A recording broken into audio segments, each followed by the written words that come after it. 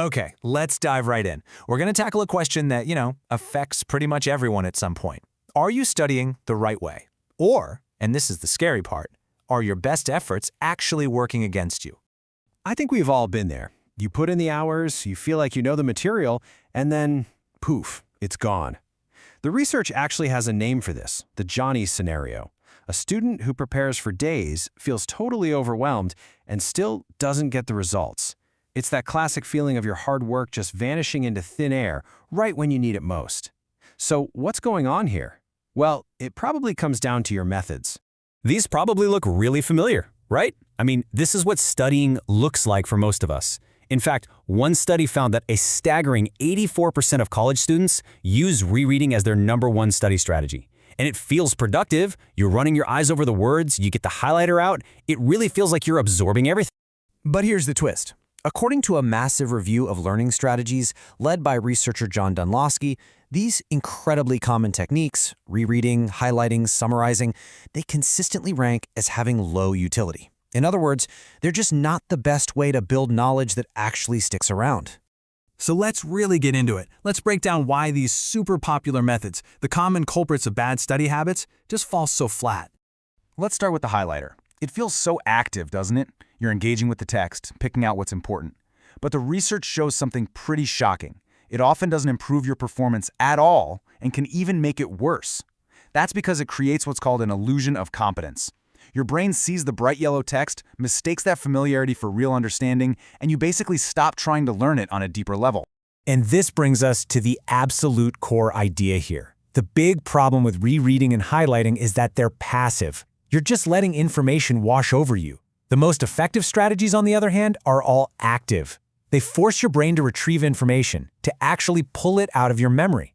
It's that struggle, that act of pulling it out, that strengthens the neural pathways and really cements the learning. Okay, so if the old ways don't work, what does? Let's switch gears and look at the science of remembering and figure out a much, much better way to learn. This right here is the big idea. It's called the testing effect, or sometimes retrieval practice, and it's a scientifically proven fact. The act of trying to pull information out of your brain, like you do on a practice test, is a way more powerful learning tool than trying to jam more information in by rereading. And look, this isn't just based on one quirky little experiment. We're talking about a massive meta-analysis, which is basically a study of studies. It pulled together the results from 118 different articles involving over 15,000 people. You can see the process right here. They gathered all the evidence, and the conclusion was just overwhelmingly clear. All that data, all those studies got boiled down to this one number, an effect size of G equals 0.61.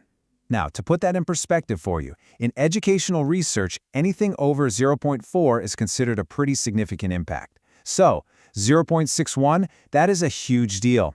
It's the hard proof that retrieval practice isn't just a little bit better, it's a lot better. So all this science is pointing us to a very clear conclusion. We need a new study toolbox. And out of all the strategies the researchers looked at, 2 of them came out on top every single time. Think of these as the absolute power tools for your brain. Power tool number 1 is, you guessed it, practice testing. And this doesn't have to be some formal stressful exam. Nope, it can be as simple as using flashcards or doing the questions at the end of a chapter. Or even just pausing for a second to make up your own questions about what you just read. Anything that forces you to retrieve the information is a... And this chart just illustrates the difference perfectly. When the meta-analysis directly compared practice testing against restudying, again, the most common student habit, the results weren't even close. The data here tells the whole story. The advantage for practice testing is massive. And the second power tool is something called distributed practice or spaced repetition. This is the absolute total opposite of cramming. Instead of one monster last-minute study session, you break your studying up into shorter sessions that are spaced out over several days or even weeks. This actually gives your brain time to forget a little bit, which makes the next retrieval attempt even more powerful for building that long-term memory. Now, practice testing and spaced repetition, those are your heavy hitters. They're essential. But the research also points to a few other promising strategies that you can definitely add to your learning toolkit. So first, there's elaborative interrogation, which sounds fancy, but it just means constantly asking why. Why is this true? How does it connect to what I already know?